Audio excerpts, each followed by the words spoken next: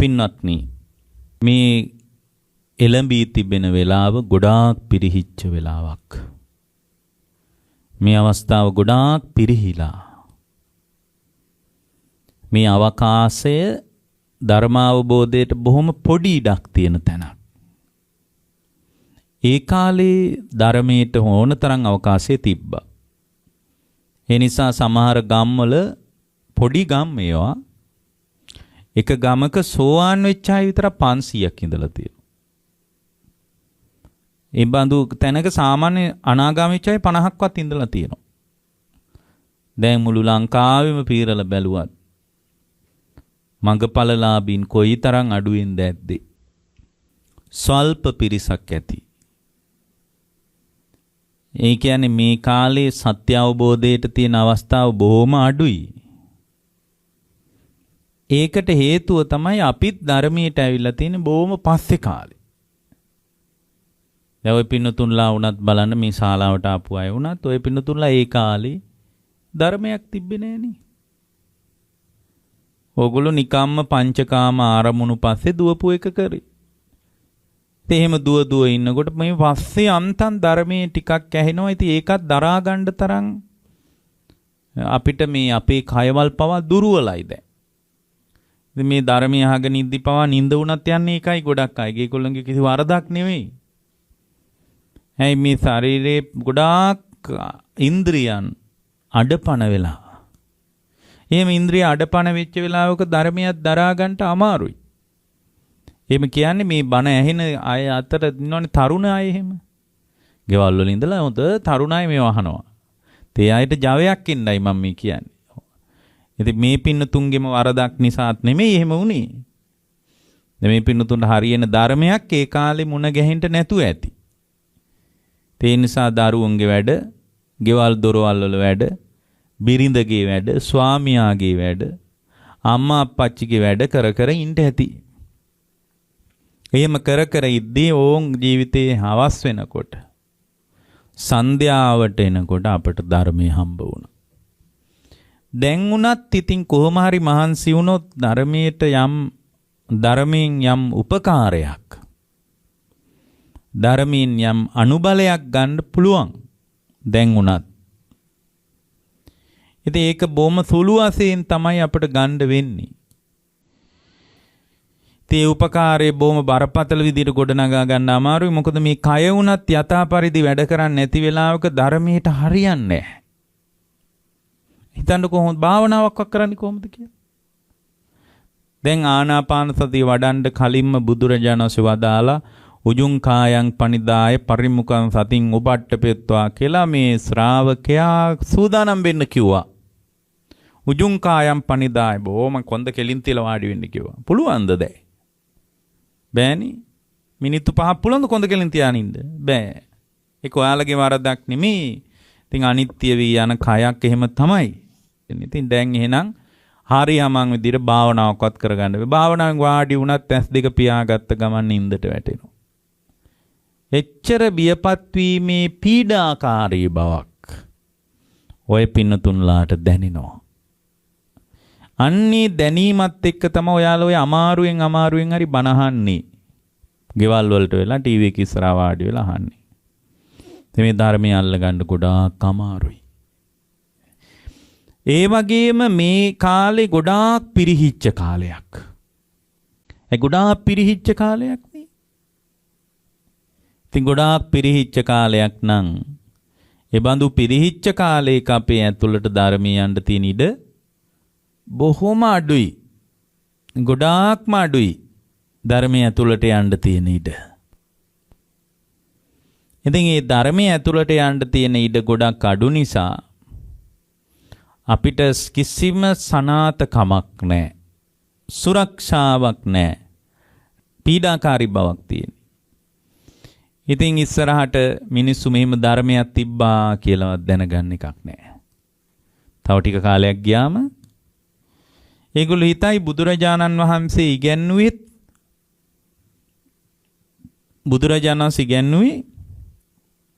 අනාගත කාලේ මහණෙනි මේ මගේ ධර්මයේ පොත්වල ලියලා ඒවා මේ ලස්සන්ට අල්මාරි වල හදලා ධාතු මන්දිරවල තැන්පත් කරලා වැඳ වැඳ ඉන්න තමයි බුදුරජාණන් වහන්සේ මට ඉගැන්වුවේ කියලා ඉස්සරහට පැවිදි අය පවා කියන්න බැරි නෑ. බුදුරජාණන් වහන්සේ වදාළේ වඩන්ට නෙමෙයි. බුදුරජාණන් වහන්සේ වදාළේ ධාතු මන්දිරයක් හදලා ඒ පොත් ටික ඇතුලේ තැන්පත් කරලා ගේ දොර වහලා පෙන්වන්න නැතුව කාටවත් හංගල වන්දනා කරන්නයි ඉගැන්වුවේ කියලා කියන්න බැරි නෑ. ඉස්සරහට එහෙනම් මල් පිපෙන කාලයක් නෙමෙයි. මල් කියලා જાතියක් තිබ්බද කියලාවත් දන්නේ නැති කාලයක්. ඒ කාලෙට මිනිස්සු මල් කියලා රැවටෙන්න පුළුවන් කටුවලට. කටුවලට. එහෙනම් ඉස්සරහට ඉතුරු වෙන්නේ මල් නෙමෙයි කටු. මිනිස්සු පින්වත්නි ඉස්සරහට කටුවලට මල් කියලා කියයි. එදාට කවුරුත් පිළිගන්න එකක් නෑ මල් කියලා જાතියක් මහ පොළොවේ තිබ්බා කියලා. එදාට කවුරුන් කෙනෙක් මේ මල් කියලා જાතියක් තිබ්බලු ඒ කාලේ කියලා කිව්වොත් මූණින් මූණ බලලා hina වෙයි. මොනවද මල් කියන්නේ? එහෙම මල් කියනවද දැනුත් තියෙන්න එපාය කියලා. අනිත්‍යතාවයේ පිරිහීම බිඳ වැටීම දන්නේ නැති මිනිහෙක් අනාගතයේ මල් කියලා අතීතයේ තිබුණා කියලා විශ්වාස කරන එක නෑ. ඒ නිසා පින්වත්නි මල් පිපෙන කාලේ ඒ මල බුදුරජාණන් වහන්සේට පුදන්ට මල් පිපෙන කාලේ මලේ සුවඳ ආග්‍රහණය කරන්න අනාගතයේ මල් පිපෙන්නේ නැති කාලයක් එන බව හිතන්න අනාගතයේ මල් වෙනුවට ඉතිරි වෙන්නේ කටු බව මනසින් දකින්න අන්න එහෙම දකින්න යම් කෙනෙක් තුල පුදුමාකාර ජවයක් එනවා මිකල නිවන් අවබෝධ කරගන්න. ඒ ජවයේ එන්නේ අනාගතයේ ධර්මයේ නෑ කියලා දැක්කොත් නැත්තම් ඒ ජවයේ නෑ. ඒ ජවයේ එන්නේ අන්න එතනින් පින්වත්නි. අන්න ඒ බඳු ආකාරයට ජව සම්පන්න ශ්‍රාවකෙක් වෙන්න. ඒ බඳු ආකාරයට ජව සම්පන්න ශ්‍රාවකෙක් වෙන්න. ඒ ජවයට කඩා වැටෙන්න දෙන්න එපා. ඒ ජවයට කඩා වැටෙන්න දෙන්න එපා. ඒ ජවය තියාගන්න. අද මේ දේශනාවට මාතෘකාවක් විදියට ලැබිලා තියෙන්නේ සතර සම්‍යක් ප්‍රදාන වීරිය ගැන කියන්න කියලායි.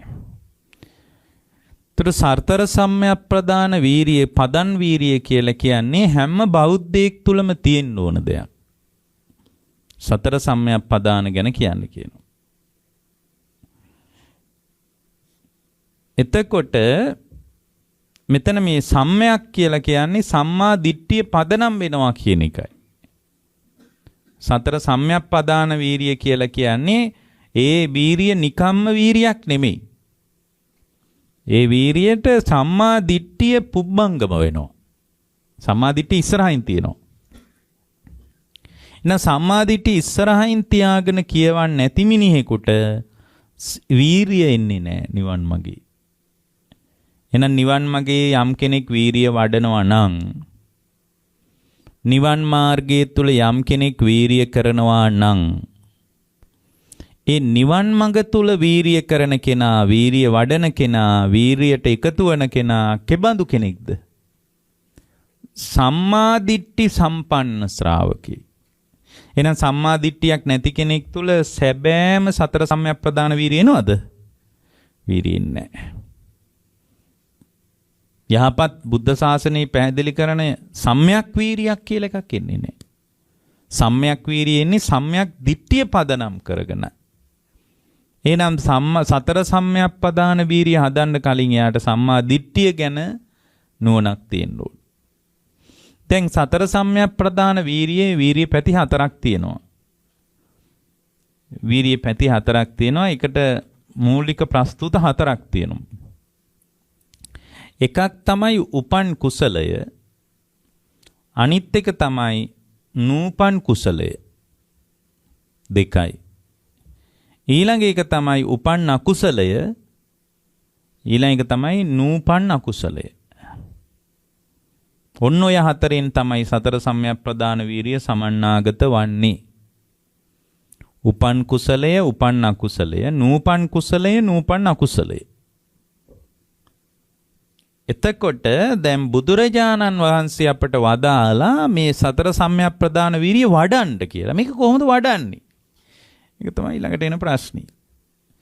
වීරිය කරන්න කිව්වනම් කමන්නේ. වීරිය කරලා බලන්න පුළුවන්. නමුත් බුදුරජාණන් වහන්සේ වදාලා මේ වීරිය වඩන්න කියලා. ඒ කියන්නේ මේක භාවනාමය වශයෙන් මේකට එකතු වෙන්න ඕන පොඩි කොටසක් තියෙනවා. වඩනවා කියන්නේ. වඩනවා කියන්නේ භාවිතා කරනවා කියන එකනේ. උපදවන දැන් සතර සම්‍යක් ප්‍රදාන වීරිය කරන්න කිව්වනම් වීරිය කරලා බලන්න පුළුවන්. පොඩි උත්සාහයක් අරන් බලනවා. දැන් මෙතන තියෙන්නේ තා වැදගත් දෙයක් සතර සම්‍යක් ප්‍රදාන වීරිය වඩන්න ඕන. වඩන්න ඕන. එතකොට මේ වඩනවා කියනකොට ඊටාම වැදගත් දෙයක් තියෙනවා. වඩනවා නම්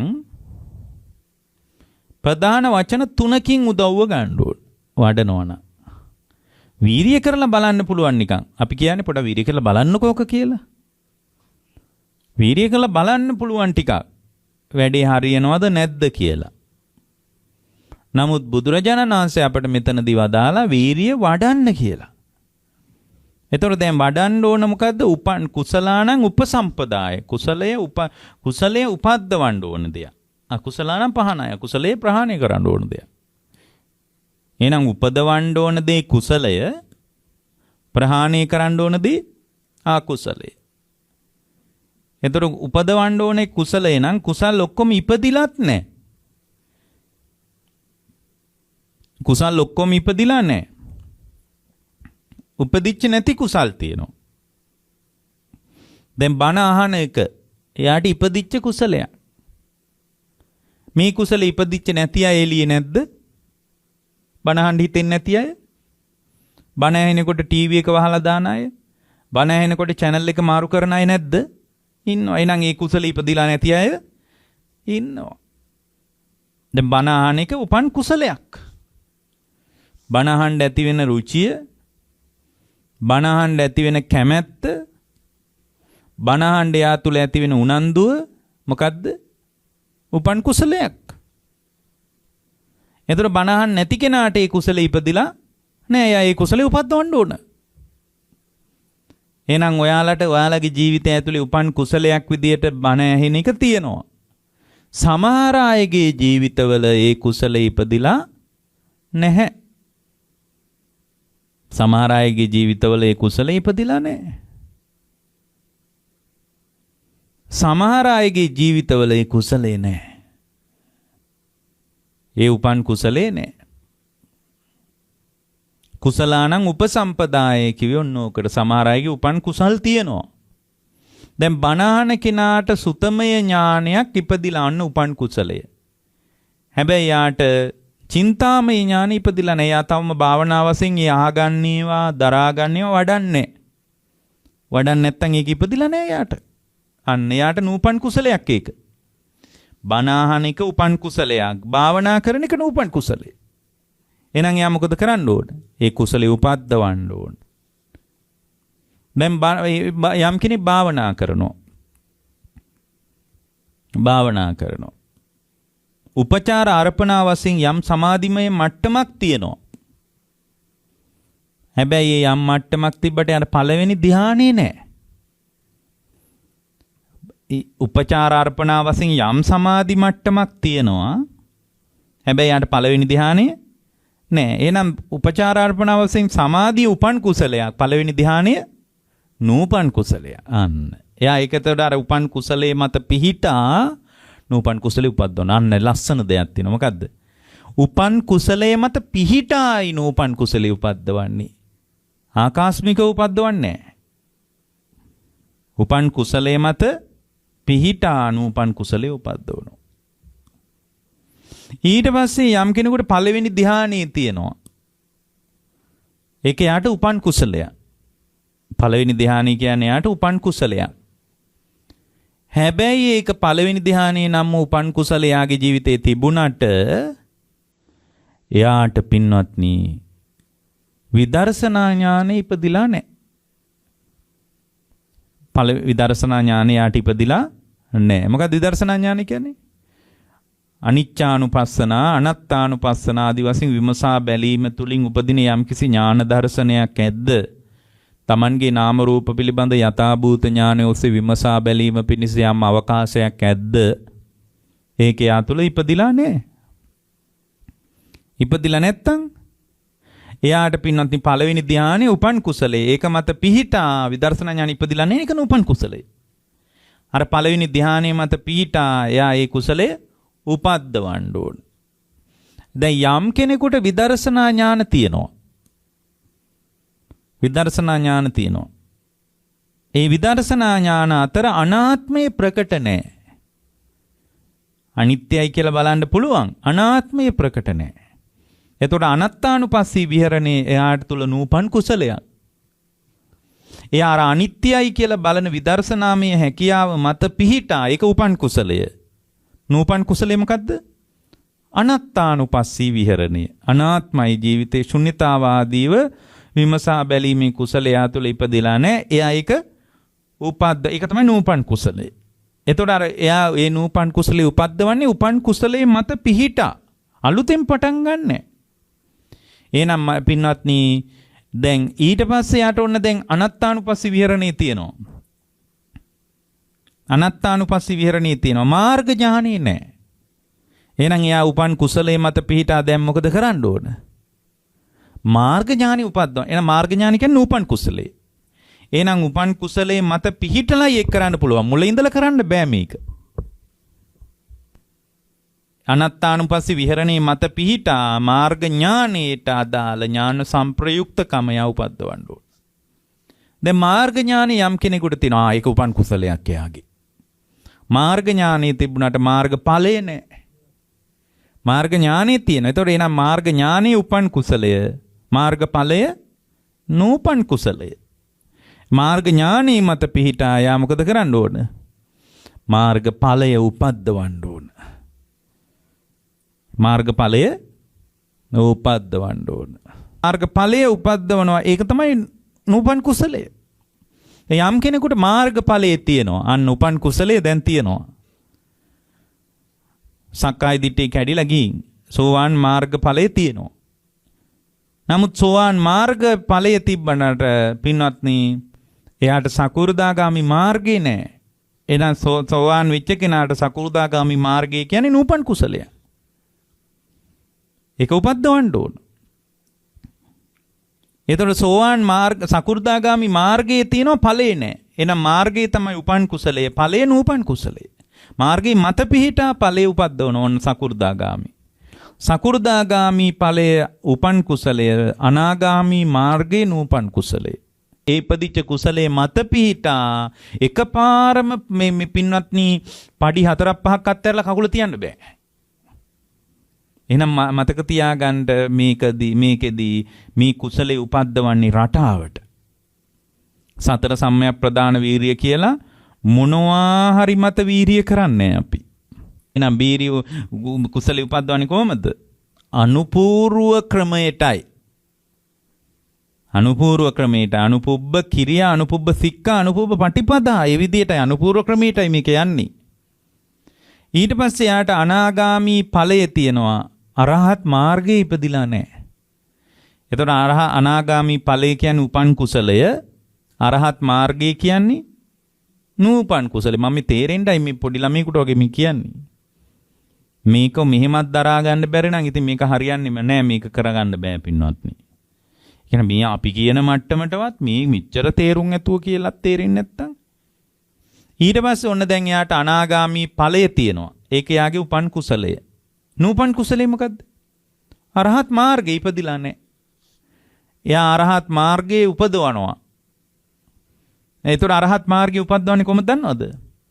අර අනාගාමි වෙච්ච කෙනා තුළ පින්වත්නි තමන්ගේ සියුම් තමන්ගේම නාම රූප ප්‍රවාහයට සියුම්ම පවතින අස්මිමානයක්. ඒ අස්මිමානේ නැති වෙන්න යා නැවත ඒ අස්මිමානයත් කඩලා දාන්න කියලා හිතාගෙන අනිච්චතෝ දුක්ඛතෝ සල්ලතෝ ගණ්ඩතෝ රෝගතෝ ඵලතෝ පලොක්කතෝ ශුඤ්ඤතෝ අනත්තතෝ සමනුපස්සාමි කියලා 11 ආකාරයකින් විදර්ශනා කරනවා. ඒක තමයි මොකද්ද? අරහත් මාර්ගය. ඔන්න ඒක උපදිනවා යාට. ඒ උපන් කුසලයේ තියෙනවා. හැබැයි ඉපදිච්ච නැති කුසලයක් තියෙනවා. මොකද්ද? අරහත් ඵලය ඉපදිලා නැහැ. එතකොට දැන් යාට අර මේ Tamanගේම නාම රූප පරම්පරාව අනිත්‍ය වශයෙන්, දුකක් වශයෙන්, අනාත්ම වශයෙන්, කලකිරිය යුතු වශයෙන්, නොඇලිය යුතු ආකාරයට, අතහැරලා දැමිය යුතු ආකාරයට යා තුළ විමසා බැලීමක් තියෙනවා. ඒ විදිහට යාගේ ජීවිතේ හොඳට ගැඹුරින් විමසනවා. හොඳට ගැඹුරින් යාගේ මැතුලාන්තය විමසා බලනවා. එතකොට අර සිව්ම අස්මිමානී කැඩිලා, කැස්මිමානී කැඩිලා ඒ පුද්ගලයා තුළ අනිත්‍ය වශයෙන්, දුකක් වශයෙන්, හුලක් වශයෙන්, gaduwak වශයෙන්, අතහැර දැමිය යුතු දෙයක් වශයෙන්, ශූන්‍ය වශයෙන් තමන්ගේම සිවුම් නාම රූප පරම්පරාව පිළිබඳ එළඹිච්ච සිත ඒ ශ්‍රාවකයා තුළ විදර්ශනා කරන විමසා බලන කමක් එයා තුළ ඇති වෙනවා. ඒ විදිහට එයා විමසලා බලන්න පටන් ගන්නවා. ඉතින් ඒ විදිහට පින්වත්නි යා විමසා බලනකොට, ඒ විදිහට විමසා බැලීමක් එයා තුළ ඇති වෙනකොට යා මොකද කරන්නේ? ඒ විදිහට විමසා බැලීමක් ඇති වෙනකොට එයා තුළ පවතින පින්වත්නි අවිද්‍යාව සම්පූර්ණයෙන්ම කඩාගෙන වැටෙනවා. ඒ අවිද්‍යාව සම්පූර්ණයෙන් කඩා වැටීම කියන්නේ එයා තුළ නූපන් කුසල ඉපදීමක්, අරහත්වය. අරහත්වයෙන් කුසලයේ සම්පූර්ණ වෙනවා. එහෙනම් අපිට උපද්දවන්න පුළුවන් ඉහළම කුසලය මොකද්ද? කුසල් කියලා මෙහි අපි එක එක වහුලවාට අටපිරිකර පූජාවයි වැසිකිලි කැසිකිලි හදනේවා කීකිව අපි මේ කතා කරන අටමහා කුසල් තියෙන්නේ. ඒවා ලෞකික කුසල් අතර බොහොම ශ්‍රේෂ්ඨ දේවල් ඒවා. නමුත් අපිට උපද්දවන්න පුළුවන් ලොකුම කුසලයේ විදියට ඔය පිනතුරුලා කටින පිංකම නම් දකින්න එපා. ඒක ශ්‍රේෂ්ඨ කුසලයක්. එහෙමනම් අපිට උපද්දවන්න පුළුවන් ශ්‍රේෂ්ඨම කුසලය මොකද්ද? ආරහත්ත්වය. එච්චර ලොකු කුසලයක් උපද්දවන්න බෑ. ඒතර කුසලයේ ඉතිරි යන්නේ අරහත්ත්වය. අරහත්ත්වේ නම් කුසලයේ තරම් උපද්දවන්න පුළුවන් ශ්‍රේෂ්ඨ කුසලයක් තවත් මේ මිහිමත ඇත්තේ නෑ. එතකොට ඔන්න ඕක තමයි කුසලානං උපසම්පදාය කියලා කියන්නේ. සීලයෙන් පටන් අරගෙන අරහත්වයෙන් ඉවර වෙන සම්පූර්ණයෙන්ම කතාව. කුසලානං උපසම්පදාය.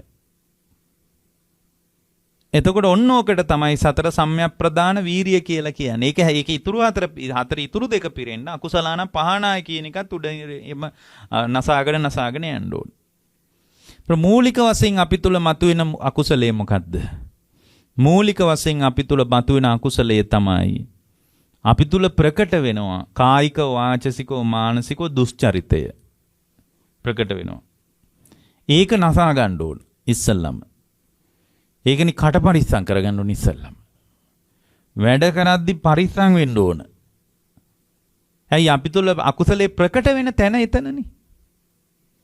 අපි තුල අකුසලයේ අපි තුලින් ප්‍රකට වෙන්නේ වචන විදියටනේ. දැන් කෙනෙක් බොරු කියනවා. ඒ අකුසලයේ ප්‍රකට වෙන තැන. බොරුවට අදාළ දේශ සහගත, දෝමනස්ස සහගත, ව්‍යාපාද සහගත ගතිය ඇතුලේ තියෙනවා. ඒක ප්‍රකට වෙනවා වචන විදියට. එහෙනම් අපිට අකුසලයේ ගොඩාක් කිට්ටුම තැන මොකද්ද? අපි තුල කායික වාචසික මානසික වශයෙන් අකුසලයේ එලි බහින තැන. එතකොට අපි තුල අකුසලයේ එළියට එන තැන තමයි අපි පරිස්සම් වෙන්න ඕන. එහෙනම් අපි පුළුවන් තරම් අපේ කට පරිස්සම් කරගන්න ඕන. අපි ඇඟ පරිස්සම් කර. ඇයි ඇඟෙන් අකුසල් වෙනවනේ? කය මුල් කරගෙන. හොරකම් කරන්නේ කයෙන් කරන වැඩන්නේ. ඊට පස්සේ කාම මිත්‍යාචාරය දෙන කය ඇසුරු කරගෙන වෙන වැඩන්නේ. සත්තු ඝාතනය කය ඇසුරු කරගෙන වෙන වැඩන්නේ. එහෙනම් අපි තුල ප්‍රකට වෙන මූලිකම අකුසල් ප්‍රවාහය තමයි දස අකුසල් කියලා කියන්නේ. මූලිකම අකුසල් ප්‍රවාහය මොකද්ද? දස අකුසල්. එතකොට දස අකුසලයේ තමයි අපි මුලින් ප්‍රහාණය කරන්න ඕන දේ. අකුසලානම් පහනාය. ඒක ප්‍රහාණය කරන්න නම් අපි තුල මොකද්ද වෙන්න ඕන? ඒක ප්‍රහාණය කරන්න නම් ඒ මට්ටමේ ඉන්නේ මොකක් නිසාද? සීලයක් නැතිකම නිසා. එතකොට මේ අකුසලයේ දුරු කරන්න තියෙන්නේ මොකින්ද? සීලයෙන්. එහෙනම් මතක තියාගන්න මේ අකුසලේ ප්‍රහාණය කරන්න හැම වෙලාවකම වැඩපිළිවෙලක් තියෙනවා. අකුසලේ ප්‍රහාණය කරන්නම් කියලා හිතුවට ප්‍රහාණය කරන්න බෑ. අකුසලානම් පහනාය. අකුසල එහෙම මම ප්‍රහාණය කරන්නම් කියලා හිතුවට බෑ. එහෙනම් දස අකුසලේ මඩින්න තියෙන්නේ මොකෙන්ද? සීලයෙන්. ඒතර දස අකුසල් වලට අපි තුල පෙළඹීමක් ඇති වෙන මූලික අකුසලතාවයක් තියෙනවා. මූලික හිත තුල පැන නගින අකුසලතාවයක් තියෙනවා. දස අකුසල් කරන්නම් කියලා ඒ අකුසලයට පෙළඹීම පිණිස මූලික අපේ ඇතුළාන්තය තුල පැන නැගින මූලික අකුසලතාවයක් තියෙනවා. දස අකුසල් පැත්තට අපේ ඇතුළාන්තයේ පෙළඹෙන්නේ මූලික අකුසලතාවයක් පදනම් කරගෙනයි. ඒ දස අකුසලයේ පැත්තට අපේ ජීවිතේ පෙළඹෙන්නේ මූලික අකුසලතාවයක් අරමුණු කරගෙන නිසා ඒ මූලික අකුසලතාවය මොකද්ද? පින්වත්නි, දස අකුසලයේ පැත්තට සිතුවිලි ප්‍රවාහය විවෘත වෙන එක.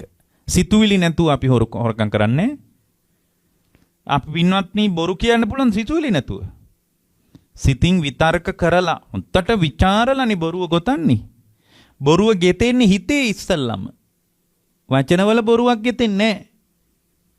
අර ගොතාගත් එක ඒක යථාර්ථයක් නෙමෙයි. යා ගොතාගත් එක නේ. ඒක එළියට යනකොට තමයි තොල් පැටලෙන්නේ. යාර කලින්ම ගොතාගත්ත කතාවක් තියෙනවා. ඒක කලින්ම ගොතා ගන්නවා. ඒ කලින් කියන්නේ මේ දවස් 2-3කට කලින් ගෙතුවා නෙමෙයි. ෂණිකවම මේ වෙලාවෙම සිත තුළ ඒක ගෙතෙනවා කුසලයේ. ඇයි ඒක යා හදාගන්න එකක් නේ. ඒ හදාගත් එක මුලාග පැටලෙනකොට තමයි තොල් වලින් පැටලෙන්නේ. ගොත ගහෙන්නේ. එයා අත්දැකපු තත්ත්වේ නෙමෙයි, එයා බලෙන් පවත්ව ගන්න තත්ත්වයක් ඒක. එහෙනම් අකුසලතාවය දස අකුසල් ප්‍රකට වෙන තැනදී අපි උපකාරය ගන්න ඕන අකුසලානම් පහනාය කියන එකට ඒකට කුසලයෙන් උදව්ව ගන්න ඕන සීලය. එහෙනම් තව ලස්සන දෙයක් තියෙනවා. කුසලයේ උපද්දවන්නේ කුසලයේ මත පිහිටා. අකුසලයේ දුරු කරන්නේ අකුසලයේ මත පිහිටා නෙමෙයි. අකුසලයේ දුරු කරන්නේ කුසලයේ මත පිහිටා. ඒකයි කිං කුසල ගවේසී කියලා බුදුරජාණන් වහන්සේ කුසලයේ විතරක් හොයන්න ගියේ. කුසලයේ උපද්දවන්න තියෙන්නේත් කුසලයේ මත පිහිටා. අකුසලයේ දුරු කරන්න තියෙන්නේත් කුසලයේ මත පිහිටා. අකුසලයෙන් නසන්න බෑ. අකුසලයෙන් නසන්න බෑ. මෛතුන සේවනයෙන්ම නසන්න බෑනේ. සරාගී සිතෙන් නසන්න බෑනේ. සරාගී සිතෙන් නතන්න පුළුවන් විතරාගී භවෙ. ද්වේෂයෙන් නසන්න පුළුවන්ද? බෑ. ද්වේෂයෙන් නසන්න පුළුවන් මෛත්‍රියෙන්. විසිරුණු සිතට විසිරෙන්නම දීලා හිටියොත් තවදුරටත් විසිරෙනවා මිසක් සිත එකඟ වෙන්නේ නෑ. විසිරුණු සිත නසන්න තියෙන්නේ සමාධියෙන්. නීවරණ වලින් බැටකන සිත නසන්න තියෙන්නේ පළවෙනි ධ්‍යානයෙන්.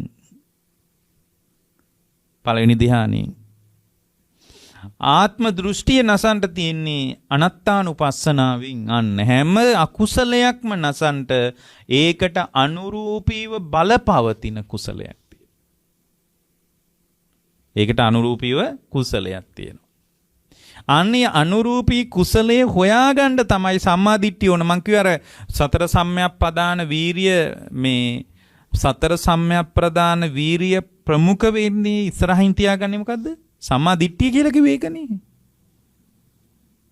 ඇයි සම්මාදිට්ඨිය නැත්තම් මේ සම්මාදිට්ඨිය නැත්තම් මොකක්ද දන්නවද වෙන්නේ? සම්මාදිට්ඨිය නැත්තම් අකුසලේ නසන්න අනුරූපී කුසලේ මොකද්ද කියලා එයාට තේරෙන්නේ නැහැ. සම්මාදිට්ඨිය ඕන ඔතනට. සම්මාදිට්ඨිය නැති තැනක පින්වත්නි අපි මහ විශාල ව්‍යාකූල අරුබුදයකට යනවා. ඒ අරුබුදේ කුමක්ද? අකුසලේ නසන කුසලේ කුමක්ද කියලා එයාට හිතා. එයා මොනවා හරි කරන්න යනවා. පින්වත්නි මෙහි පිරිනුවම් පාන්න බෑ මොනවා හරි කරලා. බුදුරජාණන් වහන්සේ වදාළ දේ කළොත් විතරයි අපිට නිවන් දකින්න පුළුවන්. එහෙනම් අපි තුල ඕලාරිකව අකුසලේ කියලා අපිට අකුසලේ මුණ ගැහෙන තැන මොකද්ද? අපිට පින්වත්නි අකුසලේ මුණ ගැහෙන තැන අපේ ජීවිතය ඇතුලේ අපට අකුසලේ හම්බ වෙන තැන තමයි කායික වාචසික චර්යා. එතකොට ඒ කායික වාචික මානසික චර්යා පිළිබඳ අපිට ප්‍රකට වෙන තැන අපි හඳුන්වන්න අකුසලතාවීම වචනයක් තියෙනවා. දස අකුසල් කියලා. එහෙනම් මේ දස අකුසල් පින්වත්නි නසන්ට දස අකුසල් මඩින්ට එයාට තියෙන්නේ සීලය. එහෙනම් සීලය ඉපදවීමෙන් සීලය කියන්නේ කුසලයක්.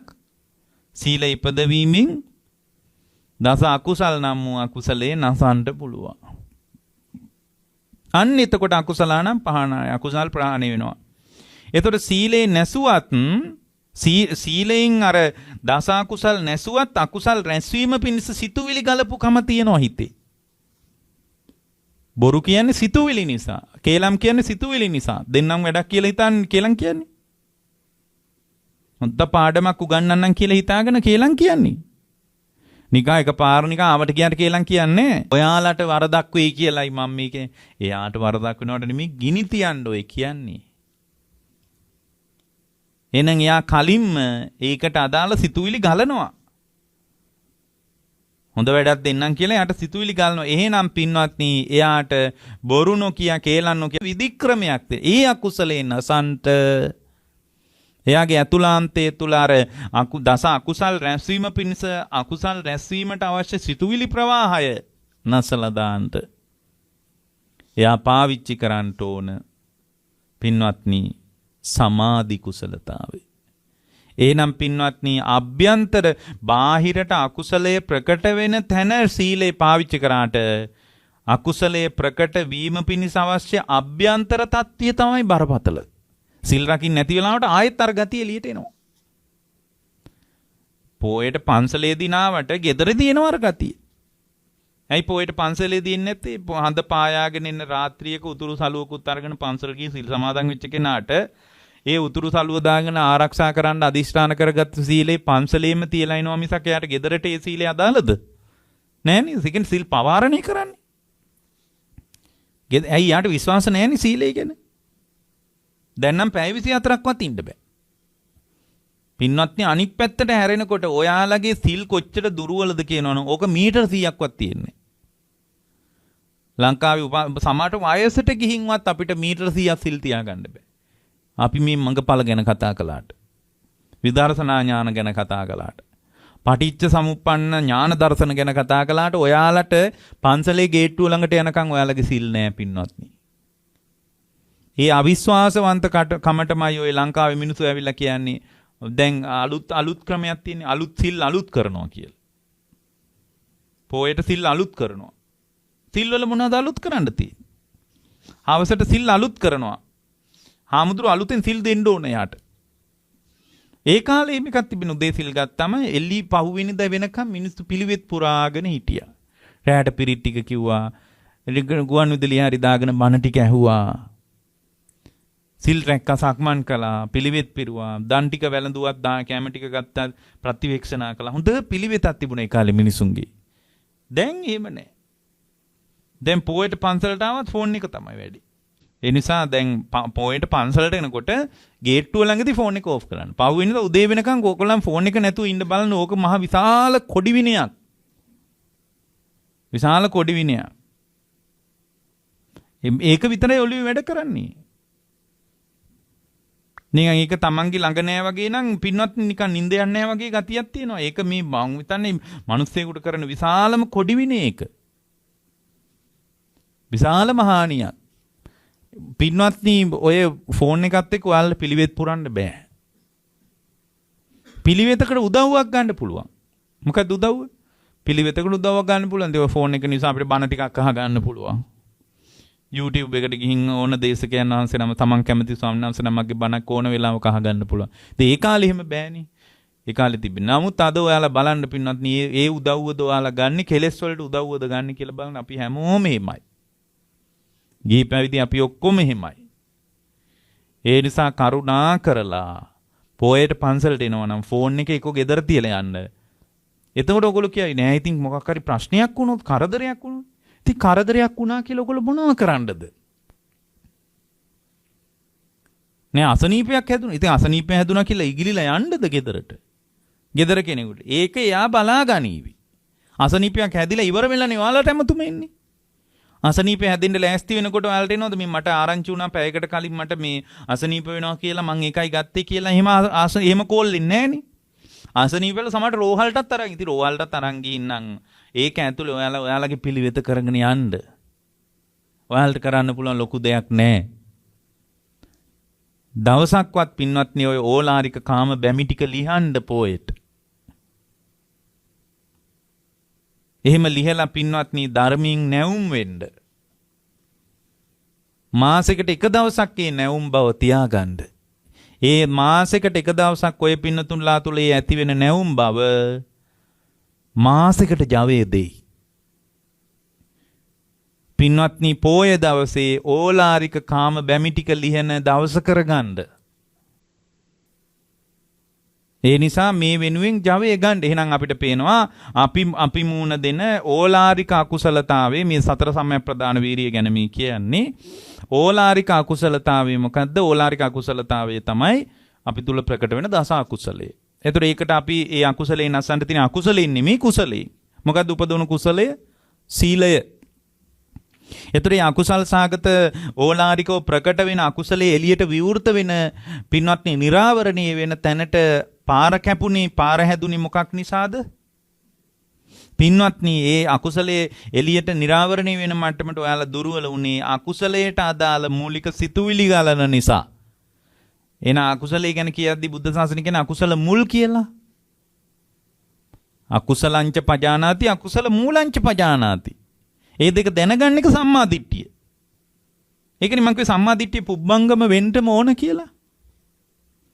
අකුසලය තමයි දස අකුසල්. අකුසල් මුල තමන්ගෙම සිතුවිලි. ඒතර ඔය දෙක දැනගන්න නැත්තම් බෑනේ මේක නසන්න බෑනේ. දැනගන්න එක සම්මා දිට්ඨිය. එහෙනම් සතර සම්‍යක් ප්‍රදාන වීරිය පුබ්බංගම වෙන්න ඕන සම්මා දිට්ඨියට. සම්මා දිට්ඨිය පුබ්බංගම නොවුනොත් සතර සම්‍යක් ප්‍රදාන වීරිය කියලා එකක් ලෝකේ වැඩින්නේ නැහැ. කවදාවත්ම වැඩින්නේ නැහැ. කිසිම දවසක වැඩින්නේ නැහැ. එතකොට සම්මා දිට්ඨිය මොකද්ද කරන්නේ? අකුසලය අකුසල් මුල මත හොඳට බලන්නකෝ සම්මා දිට්ඨි කියලා සූත්‍රයක් තියෙනවානේ ධර්මයේ. ඒ දේශනාවේ පටන් ගන්න මුල් කොටසෙම තියෙනවා.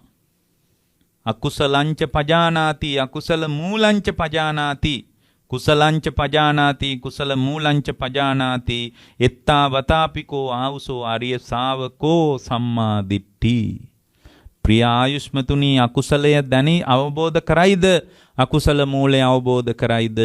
කුසලය අවබෝධ කරයිද? කුසල් මුල අවබෝධ කරයිද? එපමණකින්ම ප්‍රිය ආයුෂ්මතුනි ඒ ශ්‍රාවකයා සම්මා දිට්ඨික වේ. එහෙමයි බුද්ධ ශාසනය තියෙන්නේ. ඒක දැනගන්න තමයි මේකට එන්නේ. ඒක දැනගන්න එක සම්මා දිට්ඨිය නසන වැඩේ සතර සම්‍යක් ප්‍රදාන වීරිය. එහෙනම් කුසලයේ උපද්දවන්න තියෙන කුසලයේ මත පිහිටා. අකුසලයේ නසන්න තියෙන අකුසලයේ මත පිහිටා නෙමෙයි. අකුසලයේ නසන්න තියෙන්නේ කුසලයේ මත පිහිටා. එහෙනම් අපි අකුසලයට නිරාවරණය වෙන තැන දස අකුසලයක නසන්න තියෙන්නේ සීලයේ මත පිහිටා. ඒ අකුසල් රැස්වීම පිණිස බලපාන ප්‍රවාහය සිතුවිලි ප්‍රවාහය ඒක නසන්න තියෙන්නේ සමාධිය මත පිහිටා. සමාධිය මත පිහිටා.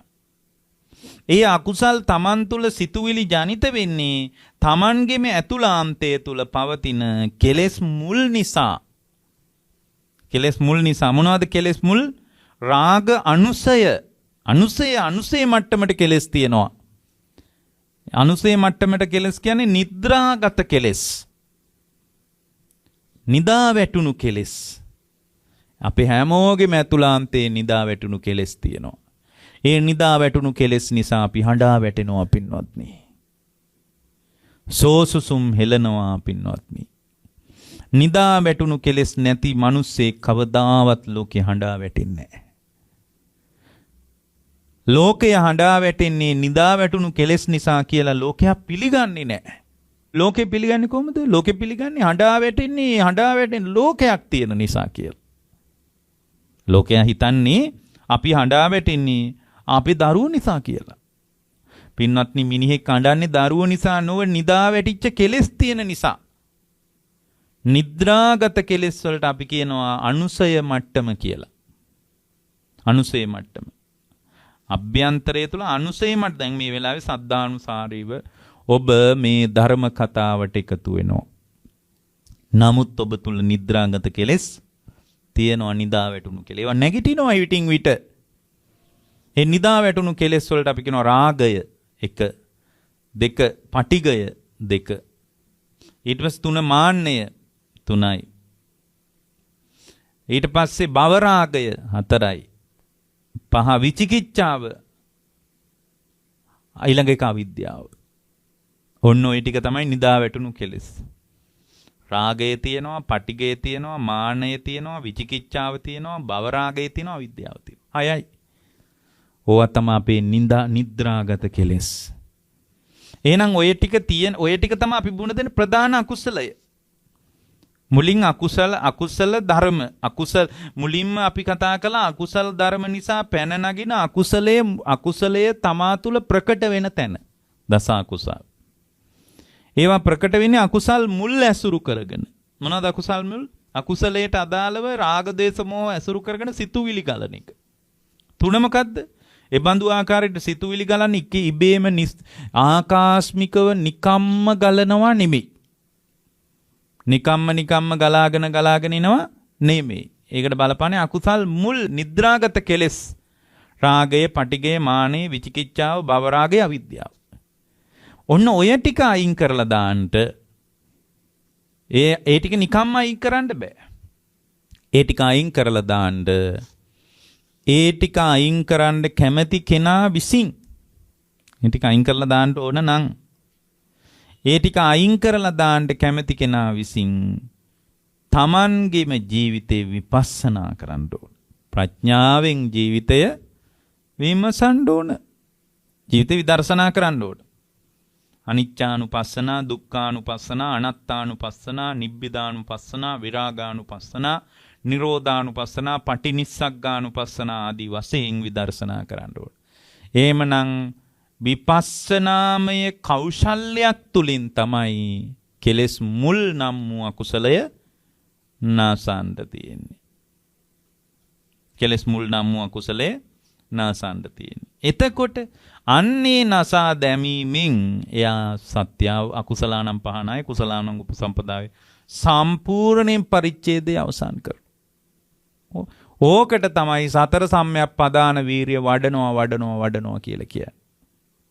ඒක කරන්න කලින් මේ සතර සම්‍යක් පදාන කියන මාතෘකාව තියෙන නිසා මම කියන්නේ ඒක කරන්න කලින් එයා වචන 3කින් උදව්ව ගන්න ඕන. දැන් ඔයාලට තේරෙනවා කුසලයේ උපද්දවන්න දෙන්නේ කුසලයේ මත පිහිටා. ඒක තමයි කුසලානං උපසම්පදාය කියන කොටස. අකුසලයේ නසන්න තියෙන්නේ කුසලයේ මත පිහිටා. ඒක නා කියන්නේ අකුසලානං පහනාය. නම් කුසලානං උපසම්පදාය එක කොටසක්, අකුසලානං පහනාය ඔය කොටස් දෙක ඔස්සේ අපි ඉස්සරහට යන විදිය දැන් අපි කතා කළා.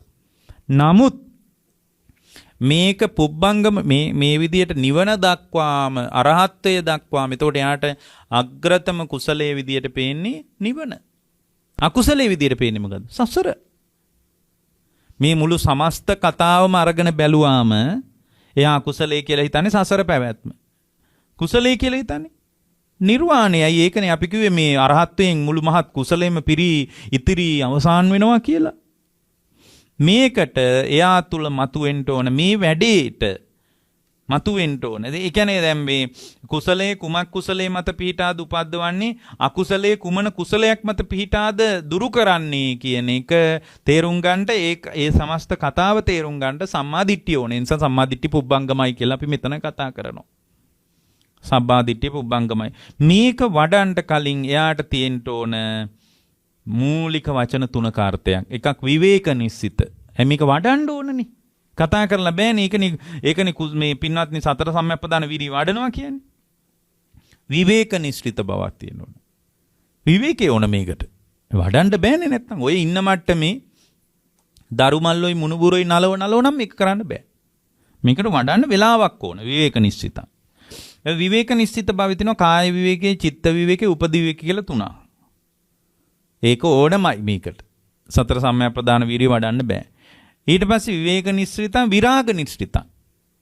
මේවටවත් ඇලෙන්නේ නැතුව වඩන්න ඕන. ඒ කියන්නේ සතර සම්‍යක් ප්‍රදාන වීර්යයටවත් ඇලෙන්නේ නැතුව වඩන්න ඕන. විරාග නිශ්චිත.